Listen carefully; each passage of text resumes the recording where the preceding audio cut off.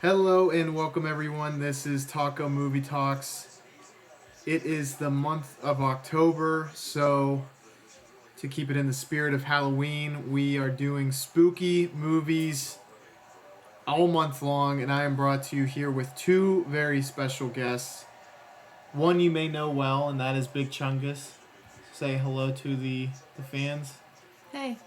And then the other one is the dad man. He's my dad. And thank you for joining us. My pleasure. Happy to be here. Thank you for inviting me. And we're at your house, so it's a different kind of invite. Yeah. We invited you over, and you invited me to the podcast. So I appreciate it very much. On a scale of 1 to 10, how excited are you?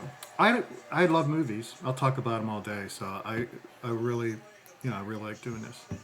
And the two movies that we watched were It 1, It 2, the remakes, on the recommendation of Big Chungus. What made you want to choose it? I've watched it like 5 times and it's like my favorite Halloween movie. I used to watch it with my dad, so Yeah. it made me want to watch it again.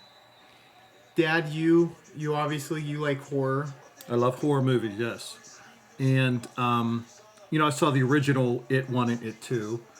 So I was very excited about this one, these two. And, just in a nutshell, I was very impressed by both of them. I was very happy they remade them. How did you feel, Big Chung? Obviously, you watch them a lot, so. Although, I've never seen the original, so only saw the remake. So I had nothing to compare it to, but it was still, blew my expectations out of the water. Same here. I think as far as new horror goes, it kind of it touches that blend of good horror. It's not quite in the vein as like some of the more heady like A24 stuff like Hereditary or Midsummer, but it kind of blends blockbuster while not losing quality. Right. Like I said, I saw original It 1 and 2. And so the special effects are obviously much better now, and I thought the special effects were excellent. They're very, very good, very really lent to the story. I think having good special effects makes a big difference in a movie like that. Especially, both It 1 and It 2, but the original It 1 and I think most people did like it. It 2, the original, was not as good. And the special effects were poor, especially towards the end, and it was, kind of a lackluster ending. So, in this It 2, the current one, I thought they were very good. So you think it kind of rectifies some of the sins of the original? Well, they just didn't have the technology to show the things that they did in It 2. I will say the cast for actually both of them were very good. But the current one, like James McAvoy, I think anytime he's in a movie, he adds a lot of credence to it being a good movie. I think he's a very, very good actor. And Chastain, I thought was very good. I thought the cast for the kids were excellent as well. So the cast made a big difference. In the original, the cast was pretty good too. It's probably not As star-studded. Yeah, I remember Seth Green, for instance, was One of the kids. He's one of the kids in the original, and he was good. I'm not a huge fan of his, but he was really good in the part that he played. And I guess their cast was good too, but I actually think they improved upon the level of acting talent in the remake. So I want to touch upon that, but before we get there, Big Chung, the cast of the children, they share a lot of cast members with Stranger Things, am I right? I think Richie might be Mike. I don't know. Is it just one Scratch character? that. I think it's one character. I don't know. Okay. So I'm not super familiar with it, but I know you've watched a season maybe or maybe Yeah, a it was little the more. first season.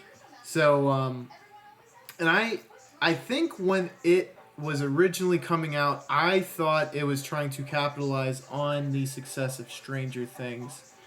Let's take that cast parlay it into kind of a known story, and it definitely broke all the preconceptions that you might have for reboots, especially nowadays. Well, it follows very similarly to the original. It really does. I mean, I knew a lot of things to suspect in the remake because it just followed the exact same script, which is fine. I mean, they made some, like they built a mythology regarding the American Indians.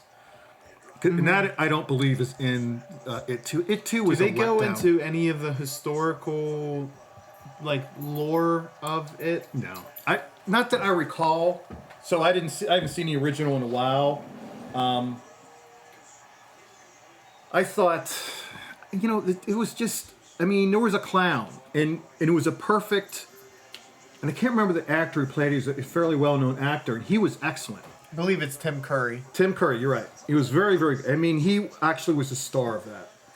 But then it turned into this like weird-looking spider, and like I said, special effects were horrible, and then it was a huge letdown. I mean, it was good, but It Too. That's why I maybe didn't expect as much from the remake of It Too. But that it really lived up to beyond my expectations because I had kind of lower expectations, but I thought it was very good. Side note, you were right. Finn Wolfhard plays in Stranger Things, and he's Richie. And he was one of the really, I mean, as far as child actors, he was really good. He was one of my favorite characters across both movies, actually. And Is that the comic? yeah, Okay. that's the Bill Hader does a very, very good job. I mean, he's funny in very serious situations, but he played it very well, I thought. One thing I wanted to say, just kind of going back to what you were saying, and James McAvoy, he is generally the person who kind of steals the show, like in the movie like Split. Yes. Yes, very much. He's kind of one of the bigger, more charismatic actors in the newer X-Men. In this, Oh, for sure, absolutely, yeah. I kind of felt like Bill Hader and the germaphobe. He was my favorite, Eddie. I felt like they kind of stole the show, and then I also thought, what's the woman's name? Chastain? Bev? Or in the... Bev. Bev. Yeah. That's the actress. I mean, she's a very illustrious actress. Well known, very competent. Are we talking about the adult. kid? The adult. Okay. But even the child, I mean, her as a child, obviously wasn't Chastain, but was very good. I mean, just someone, almost like everybody loves the girl. You know what I mean? Even though she comes from a rough background and she's got a bad reputation and so forth. But like all the guys basically, liked her, but two obviously liked her a little bit more than the others. And so I cried when I watched the end of It Too. I mean, I did. I was just very poignant. It is a very touching ending. Very touching. And the thing is, I knew what it was. I mean, it's the exact same thing as the original, but I thought they did it very, very well. They tied it up very well at the end. Excellent ending. Before we get there, one question I want to ask, and then we'll dive into It 1, okay? Okay.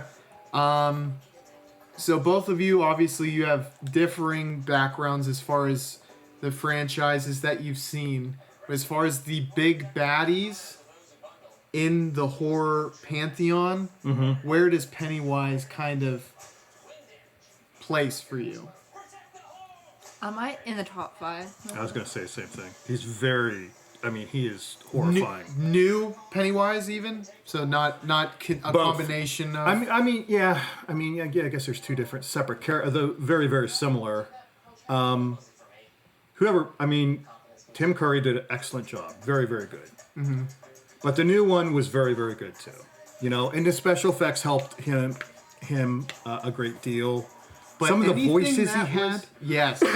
The stuff that he brought himself that wasn't CGI, he really nailed. Yes. Yeah. It was just so unusual and just the things that he said and the way that he said them. There was a scene though, and it wasn't the actor's voice. It was when Chastain went to her old apartment and the old woman lived there. And so she speaks in the old woman voice from in the kitchen. And then there's a second voice, which is not Pennywise, but is coming from Pennywise. So maybe it's like a metamorphosis from, the old woman to Pennywise. And I don't know who it is or whatever, but I've heard that type of voice in horror movies before. And I really liked it. And it was asking, if she was still Daddy's girl or something like that. Mm-hmm. And then it turns into Pennywise again, very gruff and aggressive. But I have a big thing about voices in horror movies. I think one of my favorite movies, Exorcist, I'll go off on a side note here. The voice of the possessed girl was almost a separate character. Mm-hmm. It was so compelling. And it really elevated that movie. Because it was so disembodied and not.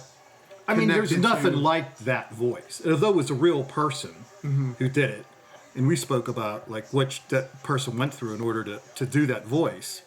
Yeah, I'm not sure how old she was, but she had a special diet. I think she just drank coffee and smoked cigarettes to make her. But she was an alcoholic who started drinking again. From what I read, and I think that's true. She did smoke as well. I know that. Just committed to the absolutely. No, I mean, but it's a classic. It's a classic character, and the voice was 75% of. Even though the face was just the makeup and incredible.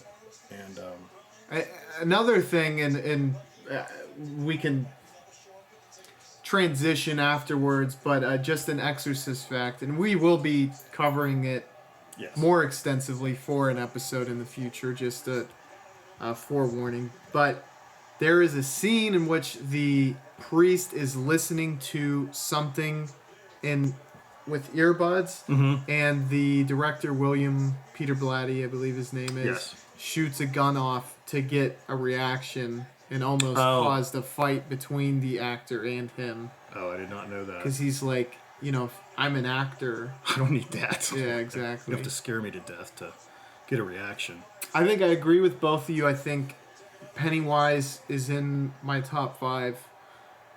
Purely, it's all creepy, and there's not even a whole lot of comedy baked in, like a Freddy Krueger type character. It's all kind of foreboding and very moody and just you don't know what form Pennywise may change into, or his mouth becomes enormous and he just almost swallows a child. But it's you're just kind of on pins and needles waiting to see, and he's talking in his compelling voice to a child. Trying to get the child to come to him under the bleachers is like the one scene, and you just know something's coming. You just don't know what it is. Exactly. So we will start with It 1. The backstory, I think, is very famous in that it kind of, in a way, the story kicks off with Georgie, who is the younger brother of one of the characters who is within this friend group. He goes missing. Kids start to pile up missing. The brother tries to kind of rally this group together to find his brother, and in so doing, uncover this kind of mythical being that lives under Derry, their town. Right, in the sewer. And it does go into the kind of history of it, which I thought was cool, and I don't know if the original movie did that at all. Yes, and I think it's identical, maybe, the first to second. But there was a scene in the library, which was really good in the original, where I think they were looking through a book, and the characters started moving on the page. And it was really, really scary to me anyway. Well, in the, when Ben was in the library, they, when he would flip through the pages, it kept zooming in every picture to where Pennywise was on the tree for an Easter egg hunt to Yes, happen. yes, yeah.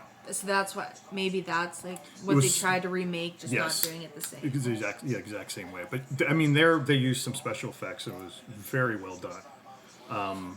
But in the remake too, they did things that it's a common element that I think a lot of directors are starting to use, and it is the kind of background creepy details.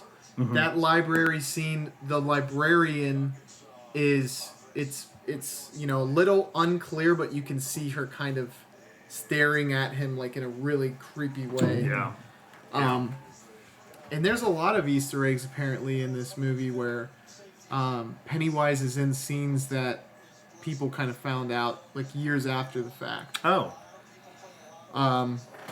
and that's I mean, that's almost like subliminal Yeah. type things. And they did it. I'm talking about Exorcist again, but they did it. There were only two scenes that showed the demon in the demon's actual form. And one is just a clip like that, and people didn't really ever know that it happened until people started to get the VCR, on the VCR. And another one where he's in a scene. I don't think anybody notices it, at least for a long time. He's in a mirror, and I saw really? that. Yeah, and it's really terrifying, especially if you just see it very briefly. And that's what happened in that twice. Yeah. And a more recent example, I think we're all fans of Haunting on Hill House, and it's very common for them to just kind of put little Easter eggs in the background. This is the type of movie that I really do think is a labor of love. It doesn't feel like a cash grab. You Right, see I agree that with that. so very often Yeah. with horror movies. They just latch onto a big title, and They're gonna milk that, long as from the they title. can. Yeah. and I don't know if this quite fits in. It's kind of in that middle ground, but the new Halloween movies, I am just not a huge fan of that creative direction. And I know we're kind of going off on a tangent here, but this felt like very well directed, where they were going towards something where everything kind of paid off. I guess that's the benefit of having a source material to base your script off they of. barely had to, I'm sure they had a fair amount of script rewriting to do, but they could copy, and they did a very good job of it. But you had good acting. I think the production values were great. CGI was excellent. So, I mean, definitely was not like a cheap version of, what was done originally. So, I mean, they sunk money into it. I think they were it's Stephen King. And, there's been so many movies made about his books. And I read a lot of Stephen King back, way back when, and I wasn't even familiar with it. It'd probably been out 10 years before I saw It 1. And I was like, wow, this is great. And it was very good. But like I said, it too was disappointing. It was a big build up, and it's like this spider, I mean, that's what it was. It was just a big spider. So that's the, I preferred a clown, criminal, an insane or, whatever kind of clown. But it's just a spider that changed shapes into a clown, to lure children, I guess. One question that, I kind of want to ask you guys is, what was kind of your favorite, going back to what you said in the first one, if you can remember, kind of your favorite version of Pennywise? Is he did show himself in different forms to the different characters, especially early on while they were separated, and it kind of catered to the fears of that specific character. Yeah. Was there one that stuck out in your mind? I don't know if it's like it was him, but when when Georgie was in the basement and Bill came down, he's like, and then like he ended up shooting him. Or am I thinking of chapter 2? That's two. That's two. Yeah. Well, he was in the basement. I know. Pennywise. In the first one, he was in the basement. I'm thinking of that one. I'm just confused. No, but that's the first one. The first one. Okay. Pennywise was in the basement. Where he thought it was actually Georgie, and then Yes. he gets kind of more and more demonic. Yeah. which and that's a good premise to have. I mean, because that's a very profound event. Your little brother is, not everyone knows, but he was murdered basically, but he's missing, and so that's a good way. Sometimes it's not an important enough event that gets people motivated to whatever, find a villain or whatever. But this, with that event does. Now, my favorite was in the first one, the Jewish character Stanley. Stanley was, he was alone in the synagogue, and there was that painting. If you remember, that I thought was incredibly haunting. It was terrifying to me. You said the same thing too. Yeah, that. Have either of you read? And you might have read it because you guys got it for me and Big Chung. I think you might have read it as well. It was really popular, and they even made a movie off of it. It's called Scary Stories to Tell in the Dark. I saw that, yeah. I saw it. We watched it together. Did you ever read the books that they had? I'm sorry, no. That's okay. But the movie does kind of encompass the artisanal feel of it. Mm-hmm. The kind of the art style, so to speak. And that girl kind of fits really well in with like how they made characters look in that book. Even the man on the cover of the book, it kind of just reminds me like it's almost made by the same type of artist. Oh, the painting? Are you talking about? Yeah. Okay, yeah. Which is, a little bit like The Scream. It's somewhat similar where to The Scream. it's like a... Yeah, it's distorted and surreal. So that, I thought that was... and it's kind of odd, that picture, anyway. I mean, like, why would that type of picture in a synagogue? Yeah. He's a rabbi, and it's not a famous painting. I mean, I've never seen it before, but it's very horrifying, I guess. Something that I guess I'm going to say, and it might sound, I don't know, ridiculous or, like, hard to conceive, but the way that the stories are told in these like really traumatic memories, it's almost as though it's not happening in real time. It's as though they're remembering it that way. Does that make any sense? Because of how... Well, a lot of that I think is because it doesn't really happen. Like in this is part 2 where Paul Bunyan turns into Pennywise, and he's like chasing Richie. I'm not sure. Yeah. Richie, and then it didn't happen. It was all, so it's all probably, or much of it is their perception of the events. Yeah. Because they're not real. It seems like a dramatic retelling of something through the perception of the character. Of the character, but also of trauma, where the trauma is being characterized or personified. Oh, okay, yeah. I can see that. Which, and at the end, I kind of want to go into it, because I think the story as a whole may or may not have like an underlying theme or maybe explanation that I want to go over after part 2, but just, kind of... Yeah, are you aware of one? I'm not. I never thought about it. It was just one that I was thinking about after part 2. It kind of clicked more in my head. Okay. But at least for part 1, clearly everything is very tied to what their innermost fear is. Yeah, their innermost... Yeah, so it's... overcoming fear is a theme. Yeah. Yeah. But I'll get into that more if you have a theory on it, because I'd like to hear it. The ending of part 1, how did we feel? Again, it goes back to Georgie, because I honestly hated when he died. When he died, like Bill shot him. When Bill shot him. Okay. Yeah. That that's like my...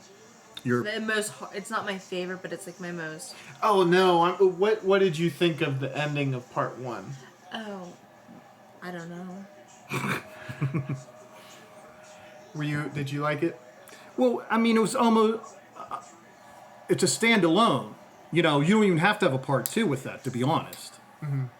I mean, it lends itself to part 2, but I mean, it's a complete movie. It has, it has a finale, and it's a good finale, where the the good guys win.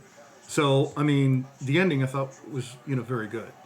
So it was them coming together, facing their fears, and overcoming their fears and defeating it. Not to get too ahead of myself, just from memory, I thought I always liked part 1 more than part 2, and part 1 is good. I think the length is better, just because part 2 is a little bit longer. Part 2 is too long. That's the only complaint I would have about it. Exactly.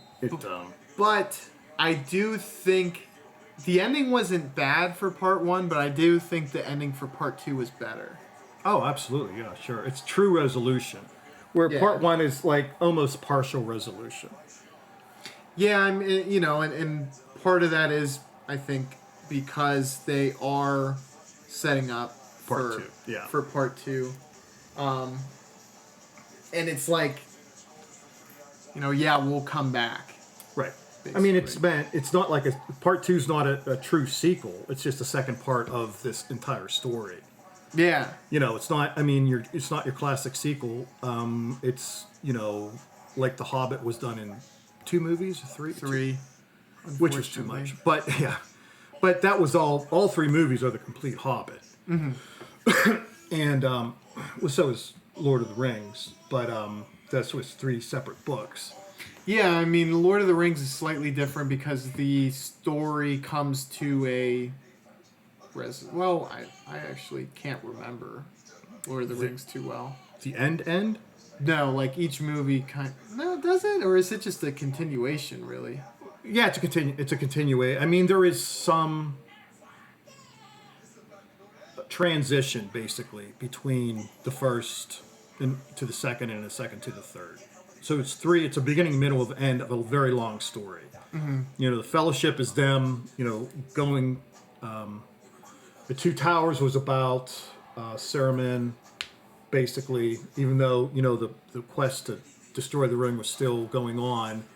And then the end is, the return of Aragorn. Was Aragorn? Was that the king? Return of the king of, I can't remember the name of the empire, but that was critical, and then that was critical to defeating Sauron. So even though they made another plot point in the second one, and then the third they tied together both endings. Yeah. They kind of coincided. So they did have three separate flavors for the as a beginning, middle, and an end, but they all, in and of themselves, especially 2 and 3. Obviously, 3 is the end. The first one was just the Fellowship of the Ring. It was this group of people going forth to try to destroy Sauron by destroying the ring. So I know you're not a huge fan of kid actors, and it can be very brutal at times, their acting performances. I think you kind of even alluded that you did like some of these actors, but I mean, did you feel like there was a strong performance, and did it kind of turn you off the fact that it was all children cast? They did such a good job that it was not a turnoff. And I don't like child actors because they generally aren't good actors. But these, maybe it was just, for whatever reason, maybe they were just very good actors. Or, the situation, they were perfect casting. But I appreciated the whole cast. I thought they were just very good. Yeah, I agree with you as well. I thought there were standouts amongst them that I thought Richie was the best, obviously, just because I usually lean towards the comedic punch in a movie like that. And the stuttering guy, what was his Yeah. Was it Mike? Was this his name? Mike? Yeah, I think Georgie's older brother. I think it was Mike. Yeah. No, Mike was the black character whose parents burned. Right. I kind of forgot about that. Did they show that in the first one? I don't remember that. They allude to it because I think they mention it, and also his vision was seeing like Yeah. a fire. Yeah. But in the second one, they actually really dive deeper into it. They actually more than allude to it. It's A literal Small part of the news, plot. yeah, newspaper clipping, and but some characters kind of went under the radar, like, but that was as bad as it got. Like, no one was like a standout in a bad way. Some were just less memorable. right. They were a blend. They were, they blended together as a I don't know what you call that with a group of Ensemble cast. They blended well together. Now the stutter, can't remember his name. Georgie's older brother was Because now it just feels like we're picking on people with stutters.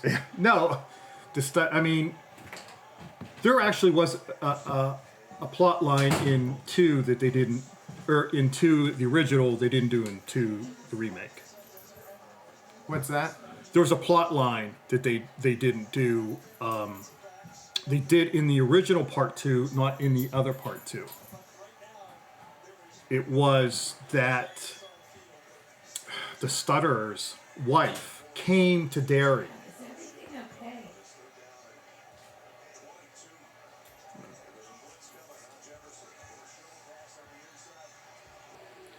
Like Yeah. what we thought about them and stuff. So we were talking about the child actors, and Dad, man, you said you wanted to punch a few in the face, and Big Chungus, you said that as well. Okay. And quite frankly, I don't know if. Thank God we're not recording right now. Are you? If we said that you would want to punch a child in the face, I feel like That could You'd be a get problem. fired. Yeah. Are we on or no? I accidentally started recording. Okay. So you We didn't. recorded? Yeah, you didn't say that. I wanted to punch Seth Green in the face.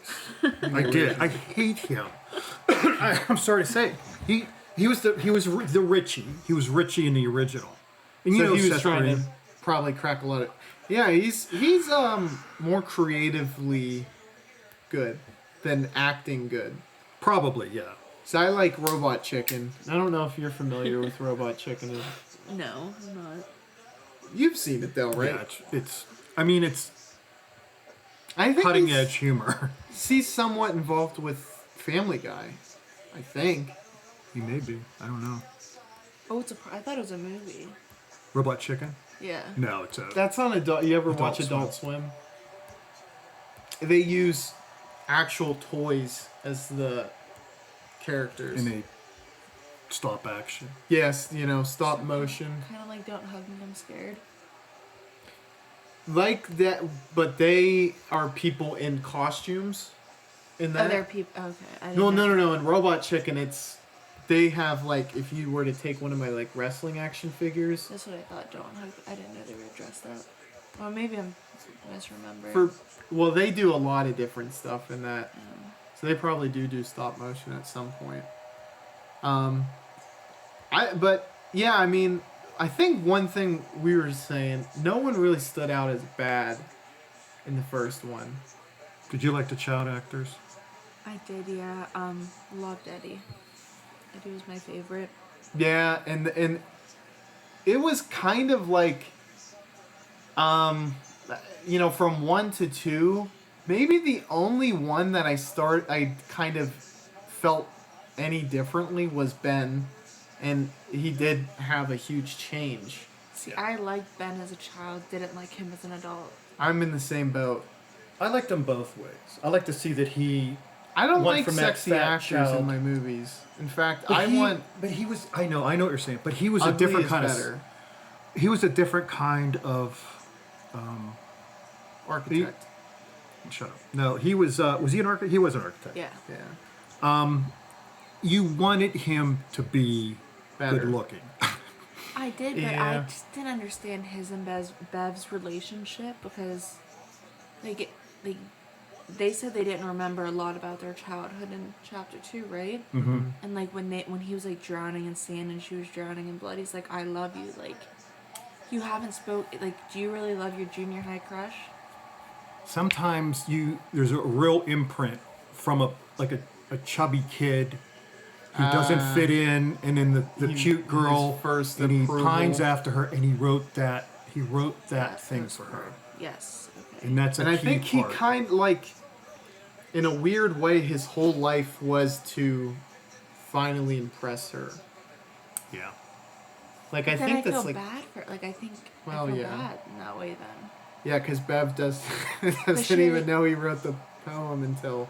But that's the big reveal for her. I mean, that's like She- dramatic irony where we know something that she doesn't. But she like was so fixated on this letter. Like she loved whoever wrote it, which didn't make sense. Like she had a crush on Bill because he wrote it, or because she thought he wrote it, and then she finds out Ben did. She's like, oh, I like him instead. It just. She liked his soul.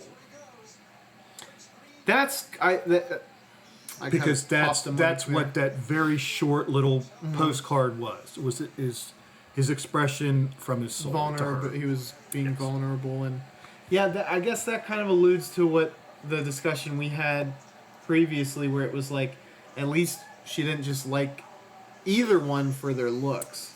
Yes, so that was a good, Way less surface level than absolutely.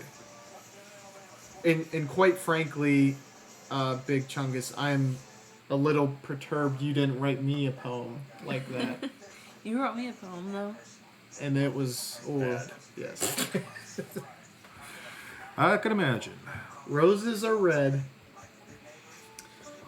No, that's not how it started. It might have started like that, but so overall final thoughts on it, part 1. And if you wanted to give it a letter grade, 1 out of 5 or 1 out of 10. So A letter grade of 1 out of 5. a letter grade or Oh, okay. so. Any final thoughts? It like is both about It Chapter 1 and It Chapter 2. I felt bad for Bill because I felt like he was he lost his brother like hypothetically like 4 Yeah. times within. Like he was like dying again, shot him. It just Yeah. felt like he kept like reliving his brother's death. But I would give Chapter 1 like a 4 out of 5. I'd give 4 out of 5 as well. Any I mean, final thoughts? the combination, and I'd maybe give, and I know we're going to talk about 5, but I'd give both a 4, but combined, I would give them a 4.5 out of 5. Okay, as I a thought whole story, Yeah, it's a whole story. they both lend in kind of They're strength. they're almost complete individually. Well, more so 1 than 2. Mm-hmm. But they are complete combined. Yeah. In going into part 2, screw it. The callbacks in part 2 were super neat. Watching them back to back, I was actually able to pick up on. They're just like little tidbits that I guess if you had a good memory you would catch, but for me, I had to watch them back to back to finally realize just like chemistry, relationship stuff. Like with the architect and Bev, the first thing he says to her when they reunite is the first thing that she said to him when they first met. He's like, "Do you need a password to get by here?" Oh, really? Yeah, so Yeah. when he was in her way at school, that's what She she said. said, and then like she was going into the restaurant to meet with everyone, and She he was just said waiting that. at the door, so it applied to both. And there was other things too, real cool like wrinkles, like them kind of messing with Stephen King as an author. And he was in the movie, but they're like, "Oh, your endings are always bad," because I guess that's the conception with him? yeah. Really? Apparently, I mean, You would know you. I Like, read do, it. do you think the endings are bad? Let me think about. Well, this one it wasn't, and he wrote this. but the original and maybe the way the book ends. I didn't read it. I didn't read it. I've read other Stephen Kings. Wasn't it kind of like the TV movie? Wasn't the ending kind of bad for part 2? Not bad, just not as good as everything up to that point. The ending was very similar. It wasn't as long. Like the final struggle in the second one is very long, and the first one is not as long. But the resolution at the end, the two getting together, the comedian finds like a co-star type of guy who's just as crazy as he is, and but the resolution is good. But like I said, in it too, the author's wife came to Derry and had the crap scared out of her to the point where she was catatonic. I do remember that. There was a character with her hair turned white because she got scared so bad. I don't know. That could have happened. I don't know. But the last thing he does with her is he takes her a ride on his bike. Remember, the bike was a big part of Their childhood. Yes. And it was, I think he called it Silver or something. He had a name for it, and he said it's fast enough to outrun the devil, you know. But that's almost a character in itself. Not a big, major character, but, I mean, it's certainly a part of him, his youth. Quick transition. We'll just start. I mean, we're already pretty much talking about it. Chapter 2. Story just. It's a continuation. 27 years after the first encounter, the adults now have to reassemble. You brought up a good point from, I guess, the original movie that does exist in the second movie, and the author character, who Georgie is his younger brother. He's willing to just basically completely forget about his wife for Bev. And that is just kind of unrealistic. I mean, because he really didn't have an issue with his wife.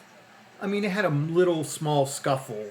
Yeah. On a movie set. But there wasn't like they just like realized they just weren't. Yeah. But like you said it, like once you go through like trauma like that, like trauma bonding. Yeah. Like you think like because they shared that kiss before they left. Maybe and it was like a very. I mean, that's why all the weddings during COVID happened. It's trauma bonding. So we have real life evidence to. Someday we're gonna have a real comedian on with us, but since we can't afford that, Travis is giving it his best shot. That's okay. Right. Just the once, but if you let it slip again, by God, it'll kill me. You will be dead. Oh well, I'm willing to take that chance. So, yeah, he doesn't really. He doesn't have any really moral quandaries about. It's like, yeah, I guess if Bev likes pretty me. Good. I would say about 2 though. There was a lot of CGI, and I think about the Chinese restaurant and 1, but I thought it was maybe more necessary in 1. 2, I think. I wish they had done more atmospheric type mood. And they did at times, like when she went to her old apartment. There's a little bit of that when she's looking around and she sees that picture. Really, that character was you saw a picture of him, and he's in another scene, which is that old woman's grandfather. But how did he tie in it? Was he involved or? I think it was just scare. What are we? Rephrase that. All right. When she goes to her former apartment. Yeah. The woman is the daughter of Pennywise. Or supposed to be. Well, maybe. But you don't really know that. Because... So maybe there was an actual Pennywise and this thing acquired... That person, I think, is supposed to never exist. Because she turns around after getting the letter. And the building seems like it's been... Oh, yeah. Vacant. Right. No one lives there. Yeah. But she sees that character, and he's in the thing later. Do you remember? He's putting on clown makeup, and he does this to his face. Yeah, that was a really freaking creepy part. Yeah. What were you gonna say? I was gonna say that's exactly we were talking about that. He said that's the creepiest part in the whole movie. You think? Well, he said that. It's good. Because it seems, I mean, it was very much based in realism. There wasn't a lot of CGI. Right. That is there's a certain scene from Sixth Sense that scares the freaking crap out of me. And it's like, it's similar to that where it's like someone's in intense pain and they gouge themselves Ow. like that. In the They eyes, just seem like demented. Yeah. But then he just disappears. I mean, like, I don't understand how he fits into this. They show him in a thing. They show him in a picture. They show him in a scene.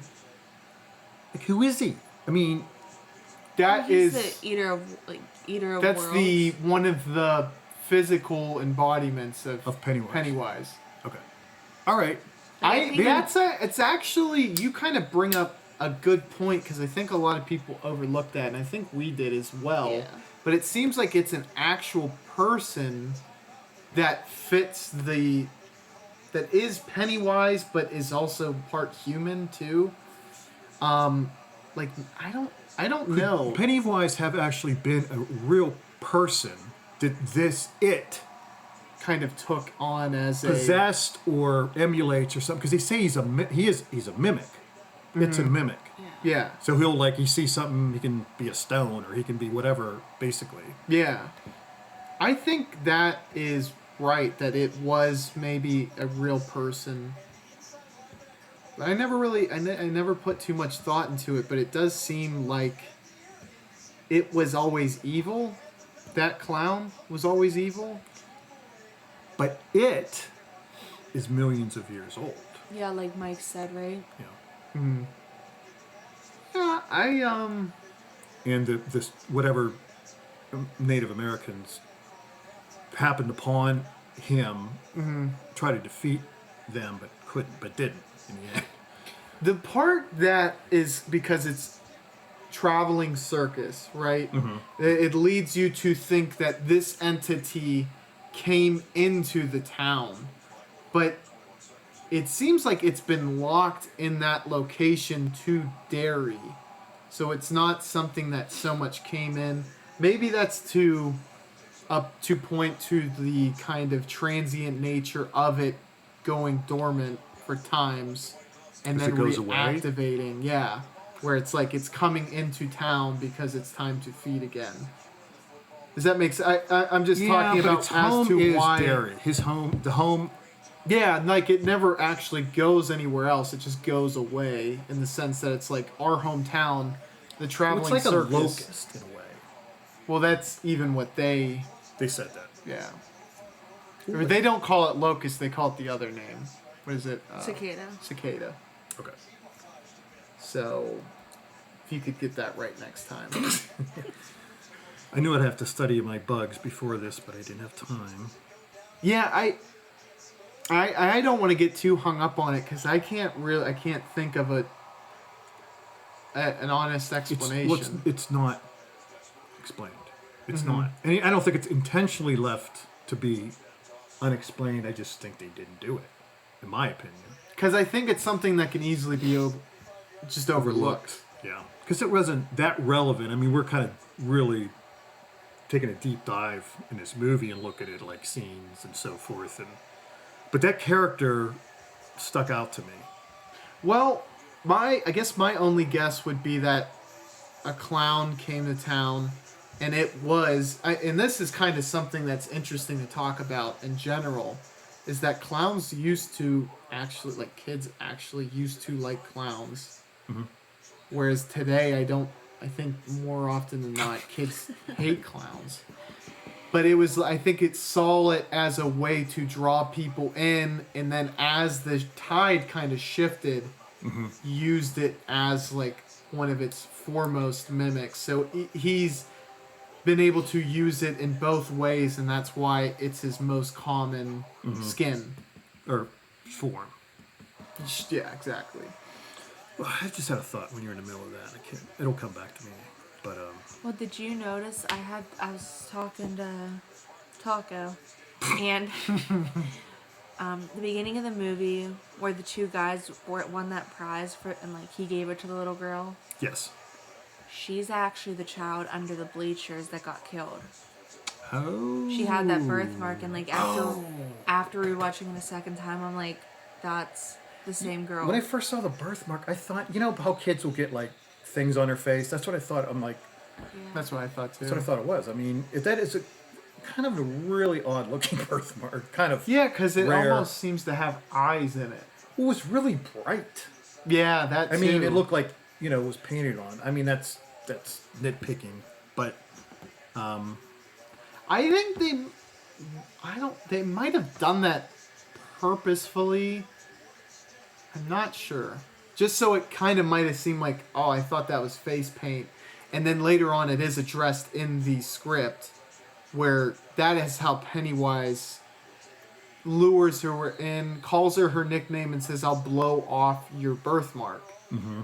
He's like, I look different, people make fun of me, knowing that's a hook for her because of her having a birthmark. Well, I understand that, but why is it so... I mean, they spent a fortune on special effects, but that looked like paint. Mm-hmm. I guess some do look like that, I guess. Yeah. Well, yeah, I mean, that's kind of... God, I had another thought. I forgot what it was. Someone in the comments, if you have a birthmark on your face that looks like that, please let us know. And show us, prove it, so not just some... Because you could be making it up. Yeah. That was a good catch, and then also the child, and they address it too. That one you just kind of have to remember, but the child who's in the mirror maze, the skateboarder. Yes, little boy. Yeah. What about him? Well, he is the kid from the Chinese restaurant who is like, fun's just starting. Oh, Yeah, I did not know that. Yeah, we talked about that, and then I felt bad for the boy because he's getting yelled at by Richie and then by Bill. Yeah. I was like, don't Then go. he gets eaten. Yeah, he's like, don't go near the sewer if you hear voices. If you hear voices near the sewer. You hear voices? I hear them in the drain. What are you supposed to do now? You would know this, okay, and you brought it up. Obviously, Bev hears voices in the sink drain, but when he said, I hear them in the bathtub drain, that is alluding to the original movie, correct? Because isn't there a shower scene where the floor opens up and Pennywise comes out? It's like a boys' locker room. I don't remember. Or the shower room. I do remember a drain, though. I remember a drain. And they use, in the 90s when it came out, they used the effects that they had then to make it look like the hole opened up wide for him to come out. Tim Curry to come out of it. This is kind of a random point, but Pennywise has a lot of... He looks differently and so forth. But one of the parts that I think are the most scary are his eyes are not like one's this way, one's that way. Uh-huh. Yes. And it's very eerie to look at that. And I think they should have done that more, where they didn't have to make his mouth enormous or just use that eye, because I think that was kind of... I mean, it was a good effect. What scares me is when he drools. Yeah, and there was a lot of that. With the eyes, and then the drool is just And when the forehead would start to kind of expand. Yeah. and crack. I think the eye thing, was that because that's where they stabbed him previously? Because I don't know if his eyes ever get separated like that in the first one. I feel like it's only That could be. in the second one. Yeah. I could be dead wrong on that, honestly, but Because sometimes it's in focus, and other times they're not, or they're in sync, and other times I think that they're not. it's almost like he's so insane or Yeah. demented. yeah. I like how much deeper they go into the mythology of it in this one. And I like that it actually kind of shows the lights. Because that's the actual form, apparently, of it. Yeah. It's like It's an alien. It's the only explanation I could think of. yeah. I mean, it's not almost a spirit. like I don't like think, is it? Not a god, but it's a completely different Type of... life form. Yeah. That is just not of anything we've ever ran into. And it is kind of godlike, I guess. Yeah. It's got godlike qualities. Yeah, But not... It's not God. invincible, but very difficult to defeat. Well, yeah, you can't extinguish it though, right? I mean, is there any way? Because I don't think thought at they the end did. they did. I thought at the end they extinguished it. Yeah, by squeezing Yeah, the but then water. the lights never went out. No, I they- thought it was just. I remember a light going out. There's 3, if you remember. Well, there was yellow lights and then blue lights, right? Or am I just in this? No, it did switch colors at certain points, and I don't know why. I just think it's like. I do remember one of the lights extinguishing. So I believe they. But there was 2 more. I don't know. They didn't. I only saw one extinguish. And I just assumed that was the death of that life form. Okay, because I just thought that was the end of. The thing is, and it didn't really mar this one, but I don't like a science fiction angle to like a classic. To Horror movie. me, it didn't transfer over into science fiction territory. I don't think either. I'm just, but yeah. it was, and in the first one, I think it was more because when you saw it, like you're supposed to be horrified, and it's just like this big fat spider. Mm-hmm. You know, it's big. This one, they definitely learned from that mistake, and it being a clown / Right. spider. Well, I think they like in the end of it where they like mix the clown and spider, like Yes. they combine the two. Yes. Yeah. Like, instead of just having a spider and then a clown, it's just like, how can we make this scarier? And it did. And it was made the like- character much more sinister. Kind of spider-like legs, but it was more like almost weapony, Crabbish. type. Yeah. Maybe. Yeah. You know, well, the one that dies, Which one, Eddie? Eddie. Eddie at the end, like at the end. Yeah. Uh-huh. That doesn't. I don't believe that happens in the original. Okay. And I have a feeling he died. Mm-hmm. Everybody after this was all said and done moves on to a different place. Okay, Mm-hmm. the comedian finds himself, his sexuality. He's like he accepts it. The fat kid / architect and the girl, soulmates. The author gets through his writing block and he feels that he's in greater touch with his writing and Creativity. yes, because he was kind of going through a block, writing block, whatever. Who else is there? Mike leaves. He's like, I'm out. I'm going I'm to see the finally world. set free. But that character who died was going to return to a nagging, overweight wife. And I think that's why they killed It him. was his release. Because like I think he had like mommy issues. Because he like Oh, for sure. I think yes. the actress who played his mom also played his wife. And It may be. I'll look that up if you want to. But yeah, I mean, there was no resolution for him. I mean, he's going back to this woman who's very overbearing and essentially married his mother. yeah, it was exactly like his mother. Like she like Doted on him. yeah, like you need to take this. Like you have this. Yeah. And I felt bad for him. I did too. They did push, and you probably noticed it, that the comedian and him had like almost a kind of a closer special connection. Yeah. Yes. And I mean, that is made. Well, we were talking about it and watching the second movie where they were in like the clubhouse. In Underground. That Yeah, I one? was like, I felt so bad for Stanley because it seemed like everyone was like paired off and he was just like the odd Yeah. man out. Like no one was like, everyone messed with him. Like I don't know. I just They picked on him. yeah. He was almost like. And they tried to rectify it after they got rid of him, but it was like, that's the character to not bring back. And I'm not even trying to be an asshole or whatever, but that character was just so non-essential to the first movie. And I think it was always the plan, but it was almost better, addition by subtraction for the second one, where it's just like, let's give more screen time to the characters who you can connect You to like the more. comedian. You love the stutter, the girl. The Yeah. germaphobe. Yeah, he was awesome. Eddie. The one who dies. Oh, right. His wife and mother are played by the same actress. You called that. Yeah. I I was thinking, she's hideous. I mean, I felt bad for her. And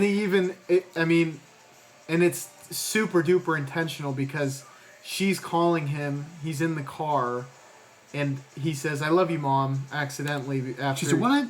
Yeah. Oh, whatever her name was. Yeah. And he's in risk management, which fits. With his personality. Yeah, which is Yeah. like to be afraid. Super Oh, you're going to get avoidant. He's a germaphobe. He was a Yeah. mama's boy and everything. Two things. The beginning, not where they kind of recap it, but where it starts with the gay couple at the fair and like how they get brutally beaten and then the one ends up being feasted on by it. Mm-hmm. That was an amazing intro. And then goes right into the introduction of like, okay, this is him now, her now. Mm-hmm. Yeah. Like it started off at such a good pace. Just, like I agree. it hit a high note super early on, and it didn't let go of that momentum for quite a while. Mm-hmm. It very slowly just started to kind of come to a baseline, Mm-hmm. and just in time to pick back up for the ending. I will say, and Stephen King does this a lot, all the time. He's from a place called Castle Rock, Maine. Mm-hmm. And his production company is called Castle Rock Productions. And a lot of his fictional stories are in Castle Rock. Mm-hmm. But he often, and like I think he did it with that scene where the gay couple are just brutalized, to kind of say that he did not like the small-mindedness of where he grew up. Mm-hmm. Rural Maine, Cujo's from there. That's a junkyard dog. That's where Cujo came from. I mean, there's junkyard dogs at other of his... Because it was just very working class town, not close to really anything. Mm-hmm. A relative size, maybe 10,000 people or whatever. But... So he does that, and there was there's a racial scene on a bus. Do you remember? No, I'm sorry. I'm thinking of that was in Dahmer. Forget it. there's a scene in Dahmer Wrong. that it's just like kind of a throwaway scene where there's two white kids throwing something at a black kid. Mm-hmm. And then the bus stops and Dahmer gets off. So like the other characters aren't even in it at all. Mm-hmm. But then it goes Dahmer's when he actually goes to a kid's house and steals his tadpoles back. If you remember that, and then he kills his tadpoles. Well, Mike, there is some. He goes through that. I mean, that's kind of his story. Not only that he loses his parents, but that he deals with being one of the few black people in this small town. With Bowers. Like, I think Bowers... Oh, yeah, Bowers is like just bigoted. He's like the embodiment of the bigotry. And he was like chosen by Pennywise to like, complete this mission. Yes. So, and... Well, he's like a help. He helps. Yeah. He tries... he's trying to kill them. Yeah. He did not have as big a like character. An acolyte, kind of. Or a familiar. Yeah. Like a black cat to a witch. Well, I'm just like confused because we were talking about this. He like in the first movie he fell down the well so far down. I don't know how he didn't die. I think he was, and I don't know how, because I do think Pennywise was actually doing something at the time, but he was like saved by Pennywise. He probably was, but he went insane. He was in an insane asylum, and Pennywise. He wasn't far from being insane prior. Now, obviously, he went a little bit more batty after that, but that kid, if there's a kid that exists like that, that is like... Cruelest. I mean, that is insane. Like shooting cats, killing his dad. He carved into the guy's stomach. I was like... And even the funniest part was one of the other like bullies was like, whoa, what the hell, dude? But both movies did this really well, where the use of physical violence, they kind of did a thing that it's common in a lot of movies now, but it's like a high-pitched and then it goes blank for, like, it almost makes you feel the actual punch. Like, Ben got hit and it did it, and it like it almost hits you with a gut punch. It's like you experience it. The slowing down of time. With that, I Exactly. felt the way with the balloon. Like how they did that with the balloon. Yes. Like, and they like- couldn't hear. Is that what you mean when it exploded? yeah. That, like, I thought that's what you were talking about at first, but now I remember the punch. And it made it like a lot more intense, which was nice because the film obviously, like, there's really high stakes, but when they're actually in physical danger, it kind of treats it elevated. Mm-hmm. Like when Ben gets hit, when Bev gets hit, and there's like Richie gets hit by the stutterer. I can't remember his name. I Bill. feel like Bill. Is it Bill? Yeah. Yeah, it is, yeah. Billy and Georgie was his brother. Right. But yeah, I thought the ending was And another really thing good. that happened to Bill was he was able to forgive himself for Georgie dying. That was a big that was thing yeah. in his psyche. Because I think everyone realizes when he's like, "Oh, I'm too sick," and he even kind of plays it up where he's like, Yeah. They know he's not. "Yeah," and even he isn't even like trying to be super covert about it. Right. He's just kind of like, "Yeah, I don't really want to," It's raining. but it's finally acknowledged that that was what was. He felt like a bad person because of it, and because he wasn't there to protect Right. his brother. So we really kind of touched on it, and my kind of feeling was that Pennywise and the entity is to kind of embody the kind of what I would call like small town shame, like the bigotry that follows a lot of small towns, and it might be like that one incident that is kind of tied to maybe it's a racist town, maybe it's not accepting of this group or that group. Does that make sense? Where it's kind It of like does. I didn't think that. I have to think about that. And it's buried deep in the foundation or the framework of the town. That's a good point. Because I know that's I think a theme with Stephen King.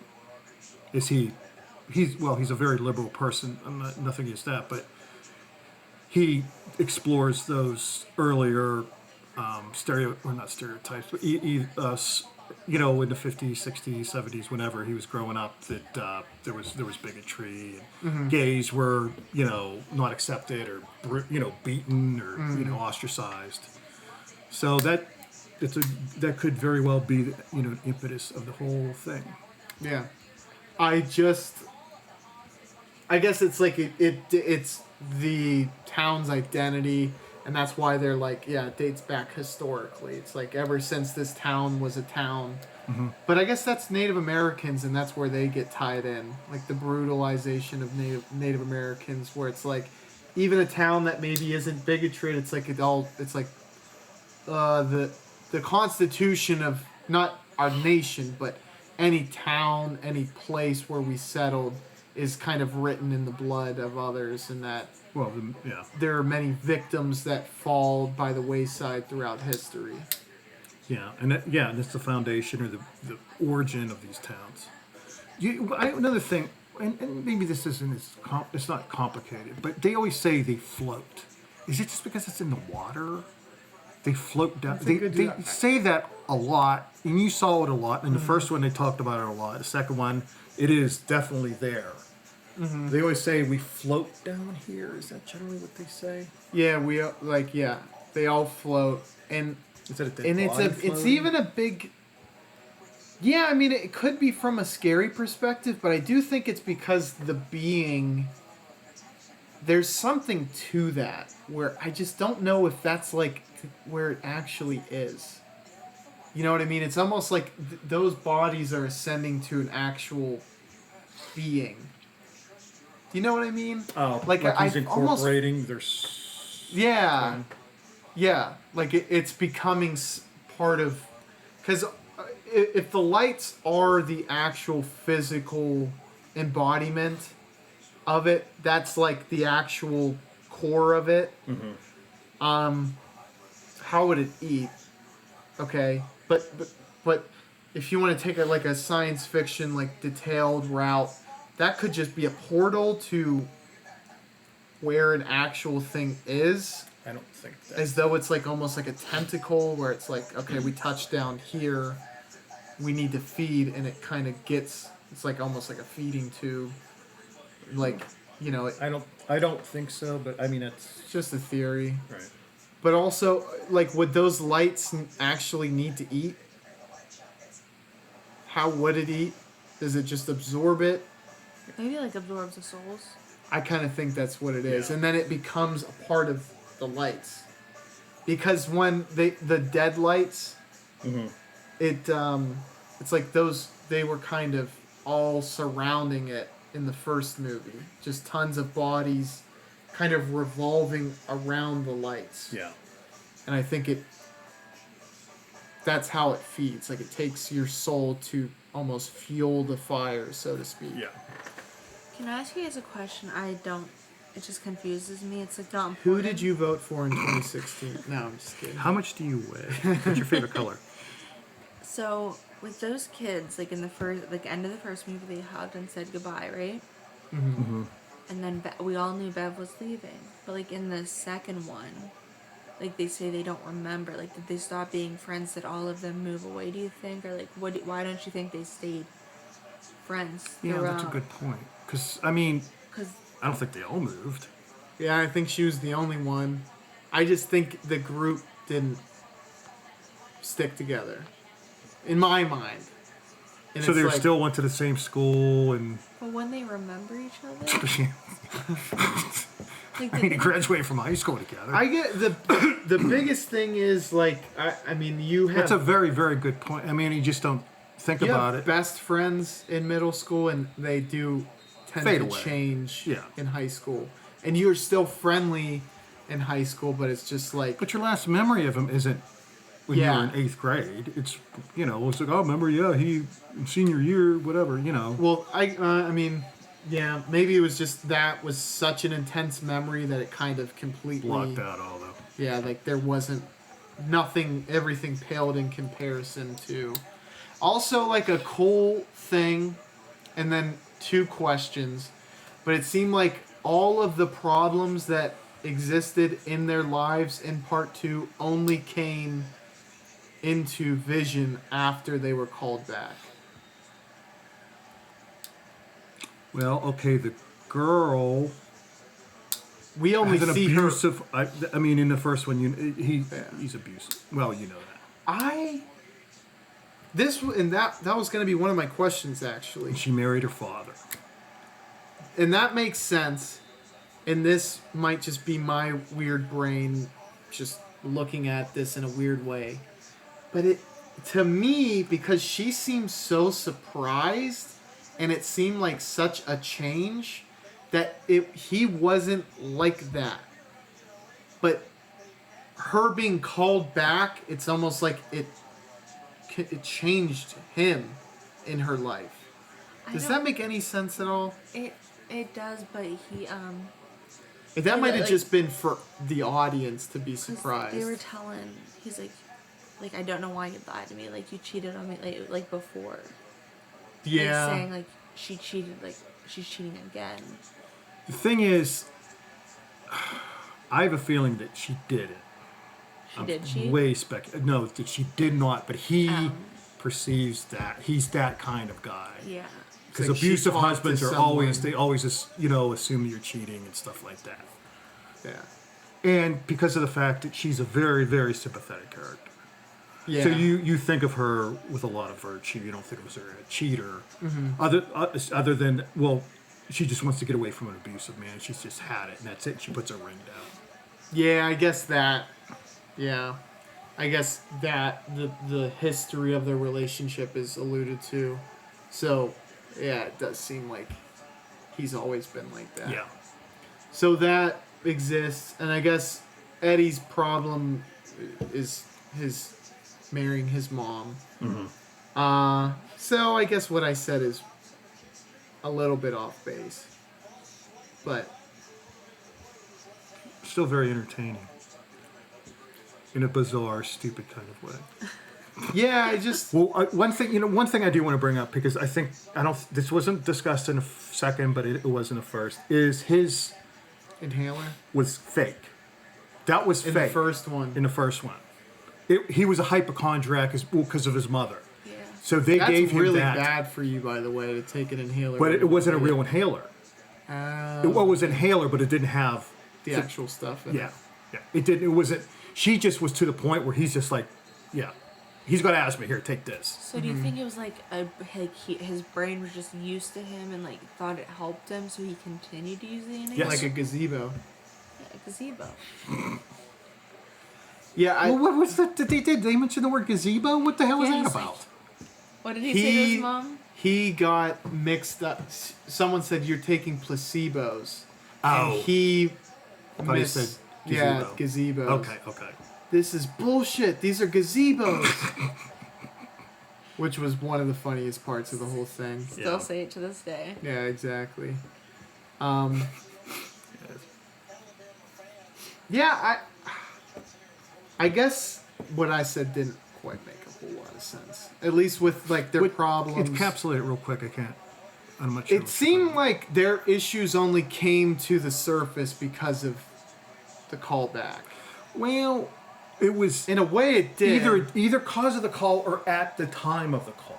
Mm-hmm. Like the author was having problems. He could not, like, your ending is horrible. You can't come up with a new one. Uh-huh. The woman leaves her husband, basically forever.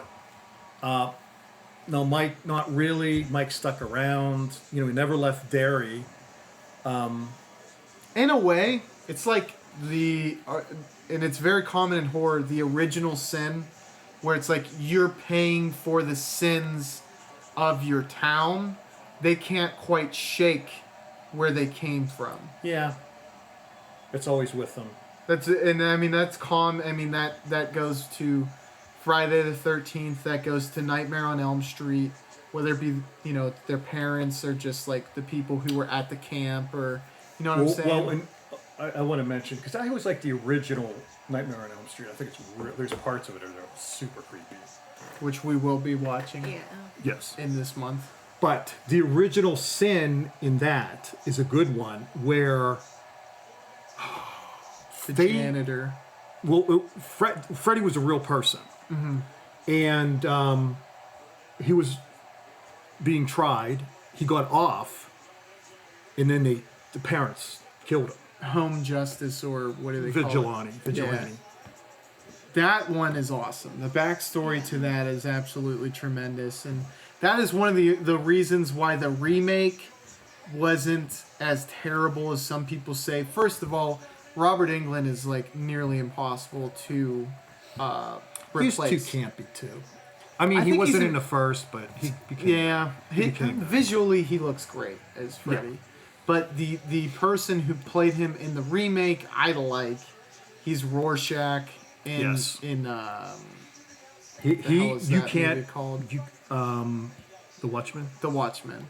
And they allude to the backstory more about how he assaulted the children. Pedophile. Yeah. So the fact that they went more into that, I was like, it gets like, I think it was an entertaining one. The original was still better than it, but that one's good. But Did you know Johnny Depp was in the original? I said that's my fun fact for everyone. And Kevin Bacon is in the original Friday the 13th. He's told me about Johnny Depp like 10 times. Every time we watch it or talk about Johnny it, Depp's in. Yeah. he Because stars in this. This everyone one's forgets. Well, another one. Well, I think it's like maybe Friday the 13th, Part 5. Roseanne Barr and Tom Arnold are in. Is that before they're famous or after? Around the time, maybe slightly after. I mean, they were. I mean, it's an old. Even though it was the 5th, it was still a fairly old movie. Yeah. But the first one is the only legitimate one. Jennifer Aniston is in the original Leprechaun. We watched it recently. Yeah. Well, that's a horrible movie. And it's kind of weird that she's in it. Well, I mean, those young. I mean, they did it. I mean, she was probably in a Cheerios commercial too. You know what I mean? Well, I was never in a Cheerios. Well, you're not Jennifer Aniston either. But I do look good in jeans. You do. So, Only the cutoff. final thoughts and rating. I would rate it a 4.5. Out of 5. So Out of 5, yeah. you liked part 2 more? Yeah, I did. I really like the CGI. Like, No, I it's thought, excellent. Like, I know you, like, Incredible. you guys were saying something about that, right? One of the few. You said it was, like, a little too much. It was a bit much in the second. Yeah, it's one was of the very few good. examples. I'm very practical. I love practical effects, but this was one of the best arguments for how it can be used Yeah. and well, I guess. Well, one CGI was. Well, you said 4.5, I'm sorry. and I did, yeah. and you like the CGI. I did. Anything else? No, not really. I think it was. I mean, either one of them by themselves are classic great horror, in my opinion. Because sometimes, when I was younger, you guys, I'm older. I'm your dad, obviously. So, horror movie was cheap. They were cheap movies. They're poorly made. You know. This feels very fresh. Well, it's high production values. It's not cheap. Exactly. Yes. So it is. Either one of them by themselves is very good. I mean, it's maybe almost on the Mount Rushmore of horror. You know, The movies or the I don't know, the aura of what the series is. Well, I mean, this is better than the original. Original was good. Part 2 was, like I said, not good. Now we were talking about CGI. You know, maybe got a little excessive. One of them that I thought was just blew me away was that old woman when she turns into part whatever in part Pennywise, because she was a disgusting old woman with bizarre poor proportions.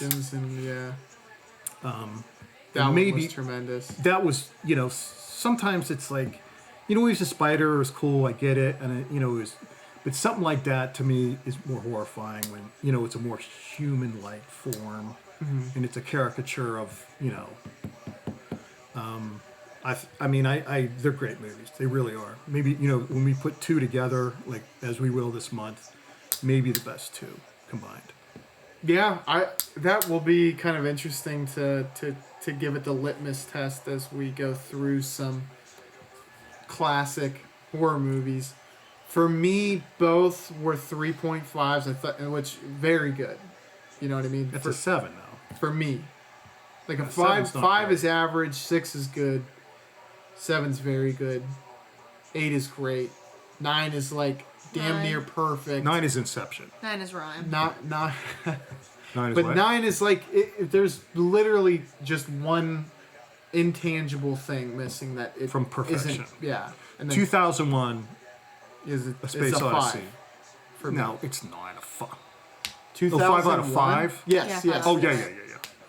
But you're changing scales here all over the place. Oh yeah, Confusing. sorry. It was just easier to go through whole numbers than halves. But yeah, it's a 10 out of 10 or 5 out of 5.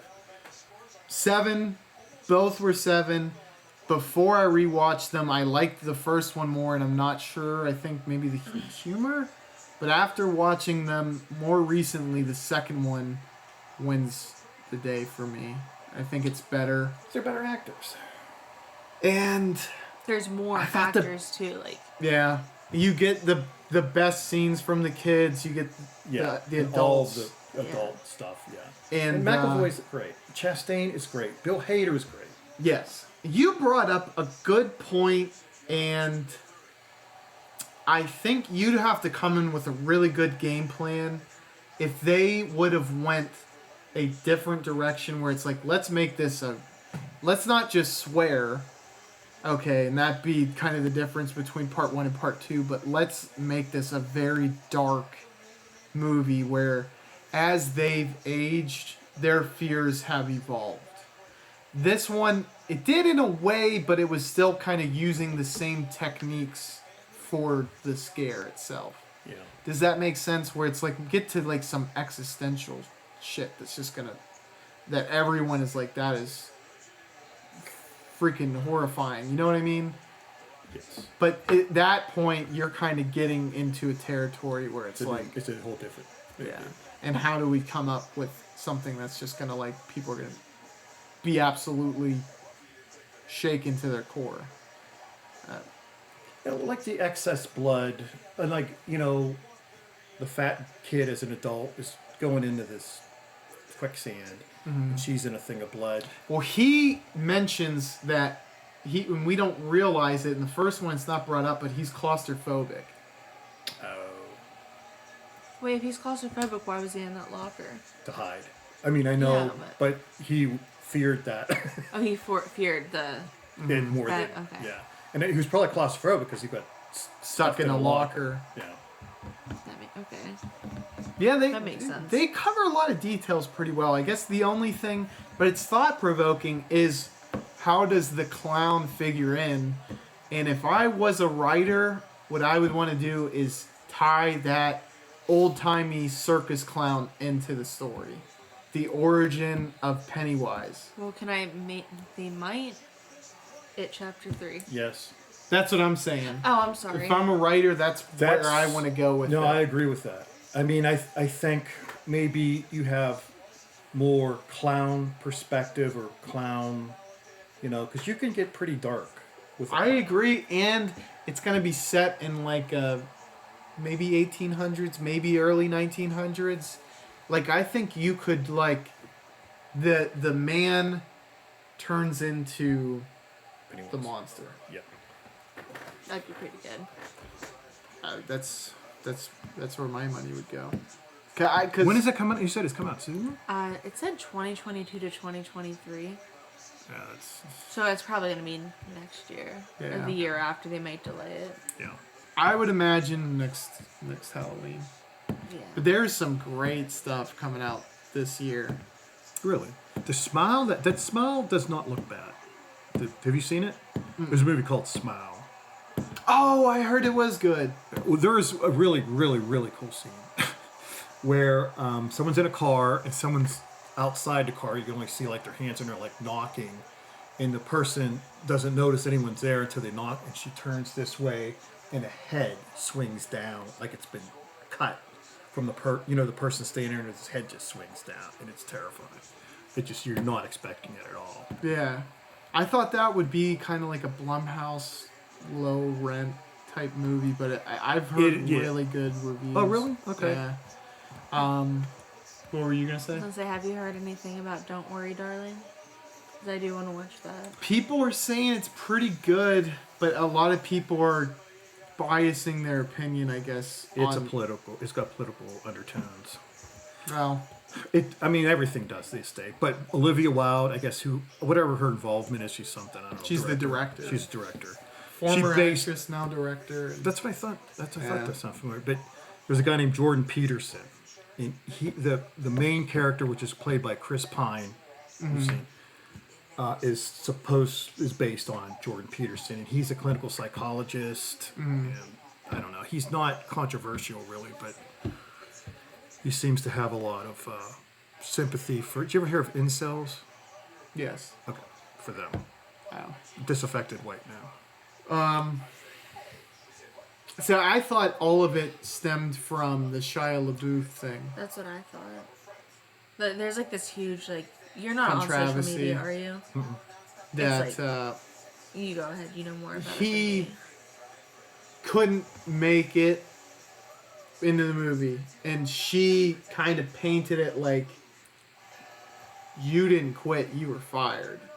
And he like posted proof that he's like, no, like, here's the messages where you begged me to come back. She said, I have a no assholes policy after he couldn't continue. Mm-hmm. And then he was like, you messaged me last week that you're like, can you please try to come back? Olivia Wilde, is it? Yeah. With Shia LaBeouf. Shia LaBeouf? He was supposed to be in the movie.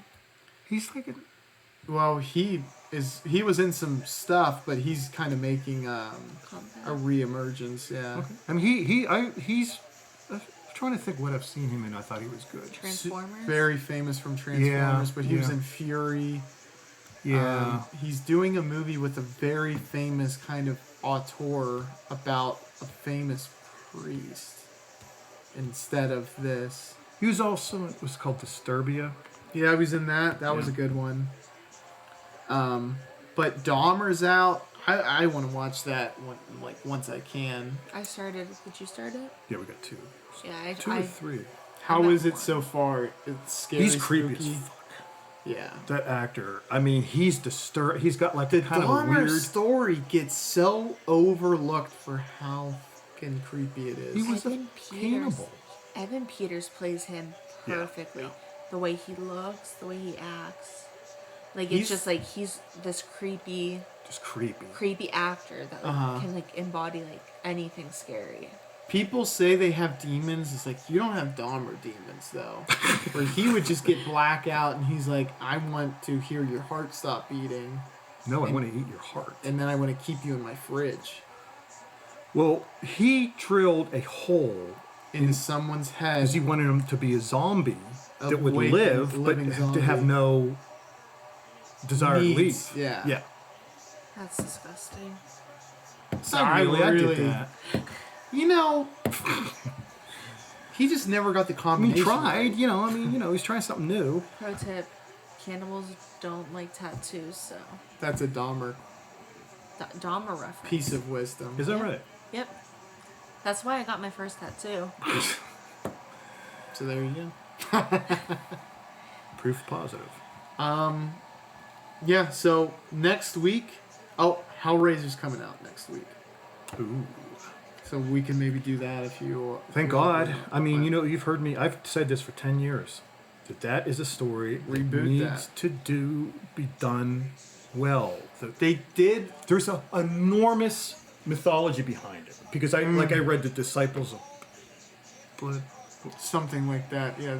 Scarlet Chronicles or something. Yeah, like the Scarlet Chronicles. which is incredible. And then Hellbound Heart is what Hellraiser Hellraiser's is. based on.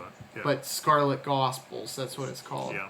That is the lore to the cube in the Cenobites, right? No. It's just a chapter in the Cenobites. The Cenobite, Hellraiser, is called. They refer to him as the priest of hell. Mm-hmm.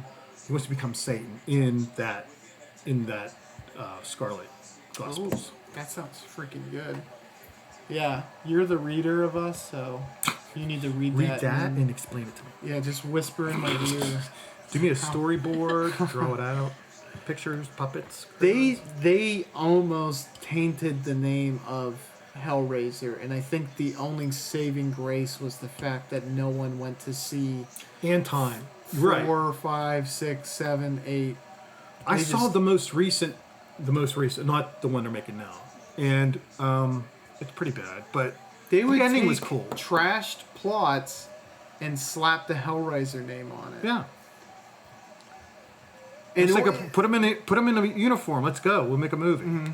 and the thing that they messed up that this one is also rectifying, and I know I've been saying that word a lot, but the original actor who played Pinhead at a certain point was like, these scripts suck.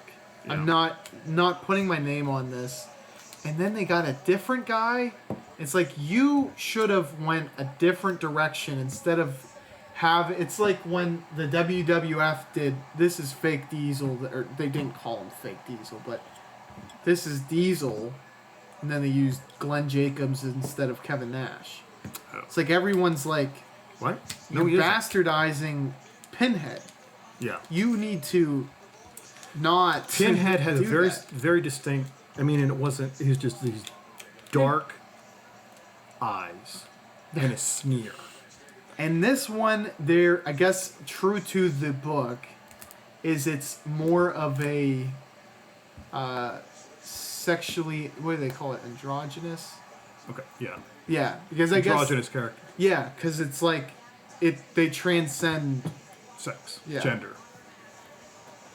Anywho, I'm looking forward to it, and thank you guys for doing this. I appreciate it. Thank you. We appreciate it. Thank you. It was fun to talk about.